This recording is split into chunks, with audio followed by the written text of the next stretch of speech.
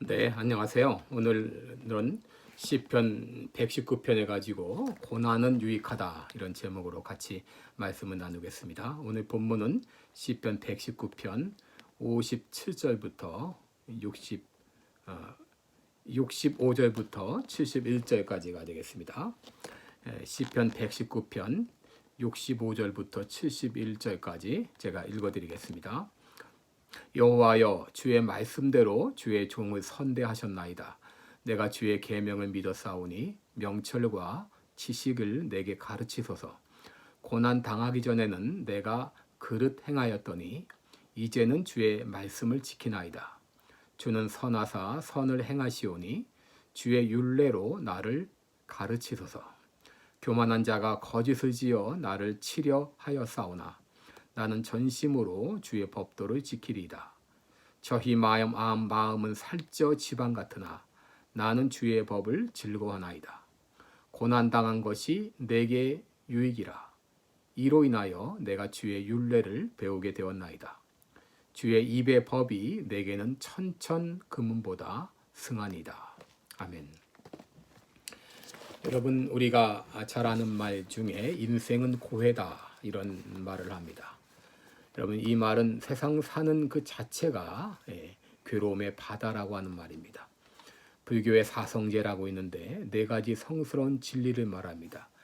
이 사성제 중에 하나가 바로 고성제입니다. 고성제에서 인생의 네 가지 고통을 말하는데 그것이 바로 생로병사입니다.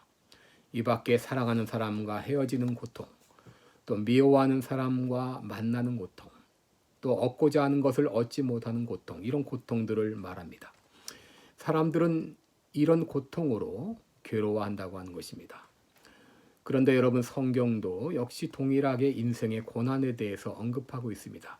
욥기 5장 7절을 보게 되면 사람은 고생을 위하여 났나니 불꽃이 위로 날아가는 것 같다 그랬습니다. 또 전도서 4장 1절에 보게 되면 내가 다시 해 아래에서 행하는 모든 학대를 살펴보았도다. 보라, 학대받는 자들의 눈물이로다. 그들에게 위로자가 없도다 라고 말을 했습니다. 또 창세기 49장 15절을 보시면 그는 쉴 곳을 보고 좋게 여기며 토지를 보고 아름답게 여기고 어깨를 내려 짐을 메고 압제 아래에서 섬기리로다 그랬습니다. 여러분, 이 말씀은 자신이 쉴만한 장소라고 생각해서 즐거운 땅이라고 생각해서 그 땅에 정착했는데 그곳에서 짐을 지기 위해서 어깨를 구부릴 것이고 강제 노동을 위해 일하는 자가 될 것이라는 그런 말입니다. 여러분, 이와 같이 우리 인생에는 이 고난이 있습니다. 여러분, 예수 믿는다고 고난이 사라지는가요? 교회 나오면 모든 걱정, 근심, 두려움, 시험이 다 사라지는가요? 우리 찬송가 가사에도 있지만 시험, 걱정, 모든 괴로움 없는 사람 누군가 그랬습니다. 예수님 믿고 하나님의 자녀가 되었어도 고난은 여전히 존재합니다. 예수 믿는다고 갑자기 환경이 달라지지 않고 어려움이 사라지지 않습니다. 그러나 예수 믿으면 분명히 달라지는 것이 하나 있습니다. 그것은 고난을 대하는 태도가 달라진다고 하는 것입니다. 여러분, 오늘 설교의 제목이 고난은 유익하다입니다. 여러분, 이 말에 동의하십니까? 그러나 여러분이 동의할 수 없어도 동의하셔야 됩니다. 선뜻 동의를 하지 못하는 분들은 아마도 혹독한 고난을 겪었기 때문입니다. 그럼에도 성경은 고난은 유익하다고 말합니다. 무엇보다 오늘 본문의 고백이 바로 다윗의 고백이라 우리는 더 할 말이 없습니다. 여러분, 다윗이 얼마나 고난을 많이 당했습니까? 사무엘을 통해서 이스라엘의 왕이 되겠다고 기름 부음을 받은 이후에 그는 사울 왕에게 계속 쫓겨다니며 몇 번의 죽을 고비를 넘겨야 했습니다. 때로는 미친 사람 행세도 했습니다. 그리고 말년에는 아들 압살롬의 반역으로 왕궁에서 쫓겨나기도 했습니다. 그런데 그는 고백합니다. 고난당한 것이 내게 유익이다 라고 말합니다. 그렇다면 이 고난에는 어떤 유익이 있길래 성경은 고난을 유익하다고 말할까요? 첫째로 고난을 통해서 순종의 사람이 되기 때문에 고난은 유익합니다. 오늘 본문 67절에 보시면 고난 당하기 전에는 내가 그릇 행하였더니 이제는 주의 말씀을 지키나이다 라고 말했습니다. 여러분, 이 말씀의 의미가 무엇입니까? 고난 당하기 전에는 내가 길을 벗어났습니다. 그러나 지금 당신의 말씀을 지키고 있나이다 하는 말입니다. 우리 영어 성경을 보게 되면 I went astray before I was afflicted, but now I keep your word 라고 했습니다. 여러분, 여기 67절에 나오는 이 고난이라고 하는 건 죄로 인한 고난이라고 보시면 좋을 것 같습니다.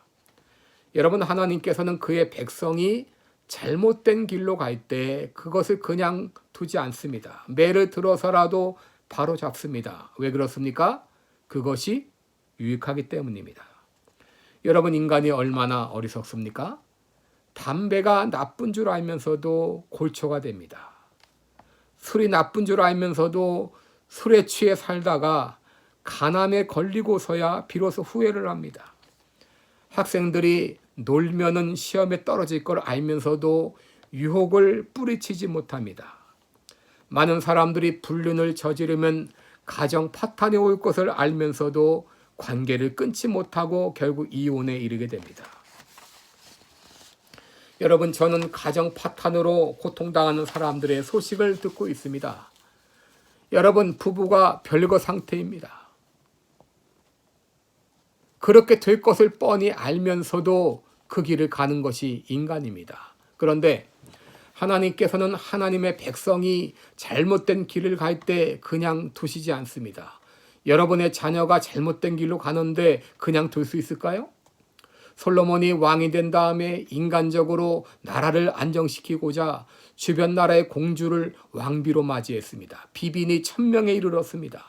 왕후들이 이스라엘로 시집을 오면서 자기들이 섬겼던 우상들을 다 가지고 왔습니다. 그리고 이 왕비들이 솔로몬의 마음을 돌이켰다고 했습니다. 이때 하나님은 솔로몬에게 여러 차례 경고하셨습니다. 그런데도 말을 듣지 않자 결국 나라가 둘로 갈라지는 비극이 일어났습니다. 여러분, 우리들은 어려움을 겪을 때 혹 이것은 죄로 말미암은 것은 아닌지 돌아봐야 됩니다. 내가 지금 당하는 고난은 나의 죄로 말미암은 것은 아닌가? 나의 잘못된 선택 때문에 아닌가? 여러분, 자신을 돌아봐야 됩니다. 사실 고난은 죄로부터 시작되었습니다.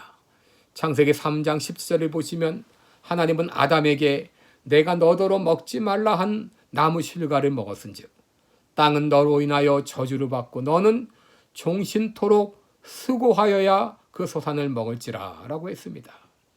또 창세기 3장 16절에 보시면 하와에게 말씀하십니다. 내가 네게 잉태하는 고통을 크게 더하리니 내가 수고하고 자식을 낳을 것이다. 여러분, 타락 전에는 노동이 고난이 아니었습니다. 그러나 타락 후에는 고난이 되었습니다. 타락 전에는 잉태하는 것이 고통이 아니었습니다. 그러나 타락 후에는 고통이 되었습니다. 여러분, 지금 우한 폐렴 바이러스가 창궐하고 있죠. 환자가 벌써 20만, 30만에 넘어서고 사망자도 거의 10,000명에 이르고 있습니다. 여러분, 이렇게 우한 폐렴 바이러스가 발생하고 확산되고 있는 이유가 무엇입니까? 여러분, 처음 이 바이러스가 발생했을 때 빨리 조치를 취했으면 이렇게까지 번지지 않았을 것입니다. 그런데 이것을 은폐하는 바람에, 이것을 숨기는 바람에 그 사이에 엄청나게 확산되었습니다. 여러분, 저는 오늘날 조국 대한민국이 겪는 고통은 우연이 아니라고 보고 있습니다. 이것은 하나님의 심판이요 하나님의 징계입니다. 하나님은 문재인 정권에 여러 번 경고했습니다. 그럼에도 말을 듣지 않자 결국 생각지 못했던 이런 우한 폐렴 바이러스라는 병을 통해서 지금 징계하고 있습니다. 하나님이 세상을 다스리시는 방법은 두 가지입니다. 하나님이 백성이 아닌 사람은 심판하십니다. 그러나 하나님의 백성은 심판하시는 것이 아니라 징계하십니다. 구약을 보면은 하나님께서는 이방 나라들을 직접 심판하셨습니다. 소돔과 고모라를 심판하셨고 애굽을 심판하셨고 아스로와 바벨론을 심판하셨습니다.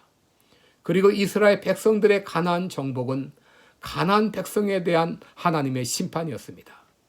그러나 하나님의 백성 이스라엘은 직접 치시지 않고 다른 나라들을 통해서 징계하십니다. 같은 사건이라도 이방 백성에게는 심판이지만 하나님의 백성에게는 징계입니다. 여러분, 이번 사태는 믿는 우리들에게는 하나님의 징계입니다. 한국은 지금 하나님의 길에서 너무 많이 벗어나 있습니다. 특히 한국 교회는 갈 길을 많이 벗어나 있습니다. 예전에 순수했던 신앙은 사라지고 껍데기만 남아 있습니다. 겉은 화려하지만 속은 썩어가고 있습니다. 영원한 세계를 바라보고 살아야 되는데 눈에 보이는 것에 팔려 살고 있습니다. 하나님이 받으셔야 될 영광을 인간이 가로채고 있습니다. 정의가 땅에 떨어지고 불의와 야합하고 있습니다. 하나님의 나라와 하나님의 의가 아닌 인간의 사업이 우선순위가 되고 있습니다. 강단에서는 하나님의 말씀이 아니라 듣기 좋은 말만 들어놓고 있습니다. 기도 소리는 줄어지고 감사는 사라지고 있습니다. 여러분, 고난은 내가 어디서부터 벗어났는지를 돌아보게 합니다. 여러분, 고난은 영적 질병을 치료하는 백신입니다. 우리가 육신적으로 질병이 있을 때는 병원을 찾아가 진찰을 받으면 문제가 무엇인지 파악하고 치료할 수가 있습니다. 여러분, 고난은 영적 질병을 치료하는 진단입니다. 고난이라는 영적 진단을 통해서 무엇이 잘못됐는지를 찾게 됩니다. 예레미야 애가 3장 40절 41절에 보면 우리가 스스로 행위를 조사하고 여호와께로 돌아가자. 마음과 손을 아울러 하늘에 계신 하나님께 들자라고 말했습니다. 지금 우리나라는 심히 깊은 구덩이에 빠져 있습니다. 이제 스스로의 행위를 조사하고 하나님께 돌아갑시다. 그리고 손을 높이 들고 주의 이름을 부릅시다. 주여, 우리를 긍휼히 여겨 주시옵소서. 특별히 지금은 사순절 기간이고 4.15 총선을 이제 20여일 앞에 두고 있습니다. 저는 지인들에게 매일 정오 기도 운동을 제창했습니다. 여러분들이 정오가 되면 어디 있든지 있는 자리에서 기도해 주시기 바랍니다. 주여, 우리를 긍휼히 여겨 주옵소서. 우리를 고쳐 주옵소서. 우리나라를 살려 주옵소서. 두 번째, 고난이 유익한 것은 고난을 통해서 주의 율례를 배우게 되기 때문입니다. 71절을 보시면 고난당한 것이 내게 유익이라 이로 인하여 내가 주의 율례를 배우게 되었다라고 말합니다.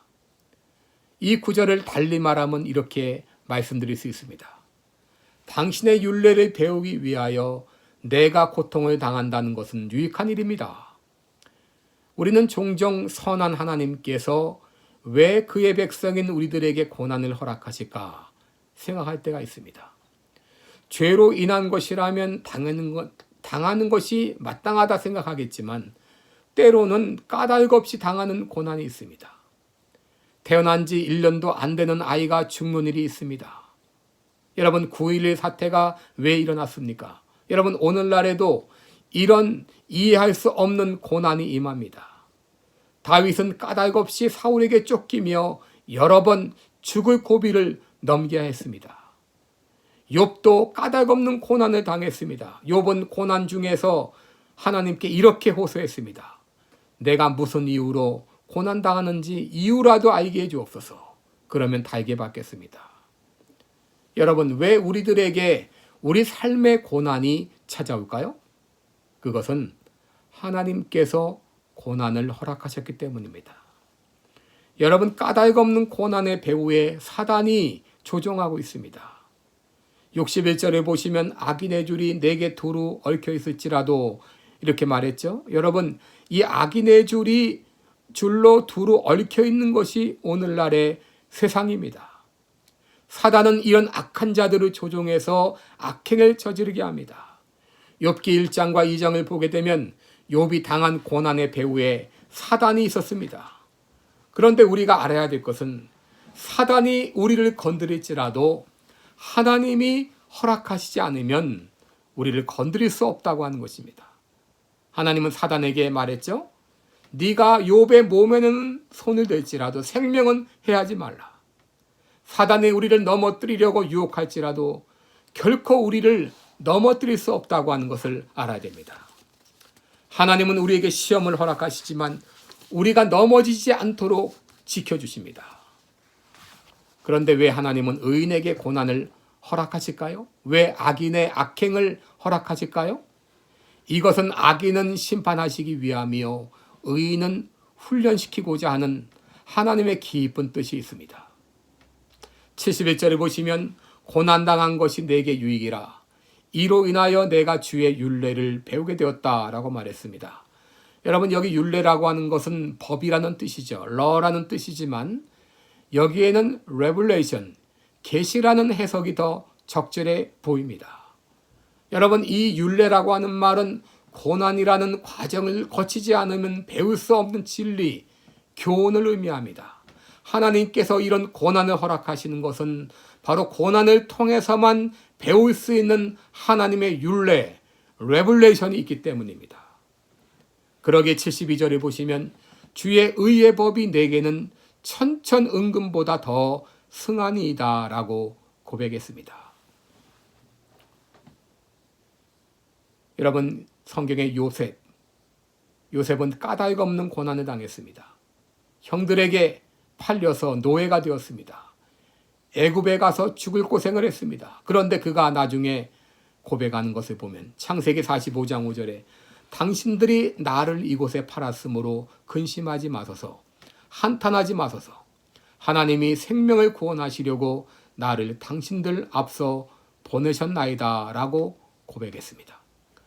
욥은 욥기 42장 5절에 내가 죽게 대하여 귀로 듣기만 하였었더니 이제는 눈으로 주를 배움나이다 라고 고백했습니다. 사도 바울은 고린도후서 12장 10절에서 이러므로 도리어 크게 기뻐함으로 나의 여러 약한 것들에 대해 자랑하리니 이는 그리스도의 능력이 내게 머물게 하려 함이라.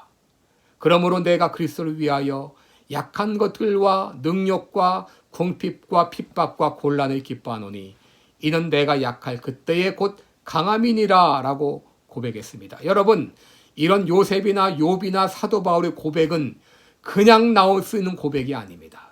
이것은 고난이라는 이 과정을 통과한 사람만이 할 수 있는 고백입니다. 하나님께서 왜 우리들에게 고난을 허락하시는가? 바로 고난을 통해서만 배울 수 있는 교훈이 있기 때문입니다. 여러분, 학교 다닐 때 시험이라는 것이 있습니다. 월말고사, 중간고사, 학기말고사, 일제고사 여러 시험들이 있는데 시험 볼 때 학생들은 공부하느라고 죽을 상입니다. 긴장합니다. 또 스트레스가 쌓입니다. 그러나 시험을 통해서 실력이 자라납니다. 시험을 통해서 그동안 보지 못했던 것을 보게 됩니다. 깨닫지 못했던 것들을 깨닫게 됩니다. 여러분, 시험이 아니면 배울 수 없는 진리입니다. 히브리서 12장 6절에 보시면 주께서 그 사랑하시는 자를 징계하시고 그의 받으시는 아들마다 채찍질 하심이니라 그랬습니다. 12장 11절에는 무릇 징계가 당시에는 즐거워 보이지 않고 슬퍼 보이나 후에 그로 말미암아 연달한 자에게는 의의 평강한 열매를 맺나니 라고 말했습니다. 여러분, 우리가 하나님의 자녀가 되었지만 아직도 우리 안에는 버려야 될 육신의 찌꺼기들이 남아 있습니다. 이것을 내어버리는 일이 쉬운 일이 아닙니다. 이것 때문에 가정에서 교회에서 문제가 발생합니다. 이런 우리들을 훈련시키고자 하나님은 우리 주변의 가시 같은 존재들 혹은 어려운 환경들을 허락하시는데 이 모든 것들이 다 하나님의 훈련 계획 가운데 포함이 되어 있는 것입니다. 이 모든 것을 허락하신 것은 우리를 훈련시키고자 하는 하나님의 훈련 계획입니다. 이것을 깨달을 때에 우리는 고난을 보는 시각이 달라집니다. 아, 하나님께서 나한테 훈련이 필요해서 저 사람을 만나게 하셨구나. 하나님께서 나에게 훈련이 필요해서 이런 상황을 허락하셨구나 깨닫게 됩니다. 여러분, 기독교인과 비기독교인의 근본적인 차이는 고난을 바라보는 시각에 있습니다. 믿음이 일천한 사람과 믿음이 장성한 사람의 차이는 고난을 당했을 때 그 고난을 어떻게 맞이하는가에 달려 있습니다. 여러분, 고난은 저주가 아닙니다. 고난은 복의 통로요 기회입니다. 우리가 알아야 될 것이 있습니다. 고난 중에는 하나님의 깊은 은혜가 있다고 하는 것입니다. 시편 119편 50절에 보시면 이 말씀은 곤란 중의 위로라 주의 말씀이 나를 살리셨음이니이다 했습니다. 또 시편 119편 92절에는 주의 법이 내게 즐거움이 되지 아니하였다면 내가 내 고난 중에 멸망하였으리이다 했습니다. 사도 바울은 고린도후서 1장 5절에서 그리스도의 고난이 우리에게 넘친 것 같이 우리의 위로도 그리스도로 말미암아 넘치는도다라고 말했습니다. 나치 정권에서 사형 직전에서 극적으로 풀려났던 코리텐붐은 하나님이 우리로 돌짝길을 걸어가게 하실 때에는 단단한 구두도 주신다고 했습니다. 하나님께서 우리들에게 고난을 허락하시는 것은 고난 중에만 경험할 수 있는 은혜가 있기 때문입니다. 고난을 통해서만 깨달을 수 있는 진리가 있기 때문입니다. 예수님은 공생의 기간 중에도 하나님의 아들이면서도 받으신 고난을 통해 순종함을 배워서 온전하게 되셔서 자기에게 순종하는 모든 자에게 영원한 구원의 근원이 되셨다고 했습니다. 예수님은 우리와 똑같이 시험을 받으셨어요. 그렇기 때문에 왜 우리들이 힘들어하는지, 왜 우리에게 어떤 훈련이 필요한지 다 알고 계시고 우리가 시험 받을 때에 우리를 도와주십니다. 이사야 53장 4절에 그는 실로 우리의 질고를 지고 우리의 슬픔을 당하였거늘 우리는 생각하기를 그는 징벌을 받아 하나님께 맞으며 고난을 당한다 하였노라 그랬습니다. 여러분, 왜 예수님께서 징벌을 받으셨습니까? 왜 예수님께서 고난에 당하셨나요? 바로 그는 우리의 슬픔을 짊어지신 것입니다. 우리의 질고를 짊어지신 것입니다. 우리가 당할 모든 슬픔과 고난을 대신 당하신 것입니다. 그러기에 예수님은 우리에게 오늘도 말씀하십니다. 수고하고 무거운 짐진 자들아 다 내게로 오라. 내가 너희를 쉬게 하리라. 나는 마음이 온유하고 겸손하니 나의 멍에를 메고 내게 배우라. 그리하면 너희 마음이 쉼을 얻으리니 이는 내 멍에는 쉽고 내 짐은 가벼움이라 말씀하셨습니다. 여러분, 우리는 고난당할 때 고난을 통해서만 배울 수 있는 교훈이 있습니다. 고난 중에서만 깨달을 수 있는 하나님의 은혜가 있습니다. 그러기에 때때로 하나님은 우리에게 고난을 허락하십니다. 그러기에 시편 기자는 고난당한 것이 내게 유익이라고 고백했던 것입니다. 기도하겠습니다. 은혜로우신 우리 아버지, 많은 사람들이 고난 가운데 힘들어하고 괴로워합니다. 이 방송을 듣는 사람들 가운데도 고통 가운데 헤매고 있는 사람들이 있는 줄 압니다. 그러나 고난당한 것이 내게 유익이었다고 고백했던 시편 기자의 고백이 나의 고백이 되기를 원합니다. 고난조차도 하나님 필요하시기에 우리들에게 허락해 주십니다. 고난을 통해서 얻는 유익이 있기에 고난을 허락하십니다. 고난을 통해서 배울 수 있는 진리가 있기에 고난을 허락하십니다. 고난 중에서만 깨달을 수 있는 하나님의 은혜가 있기에 고난을 허락하십니다. 고난인 유익한 것을 알고 혹시 우리 가운데 고통 중에 있을지라도 고난을 달게 받고 고난을 기쁨으로 통과하는 우리들 되게 해 주옵소서. 그리하여 고난 후에 고난당한 것이 내게 유익이었다고 모두 고백하게 될 그날을 허락해 주실 것을 믿습니다. 감사하며 예수님의 이름으로 기도드리옵나이다. 아멘.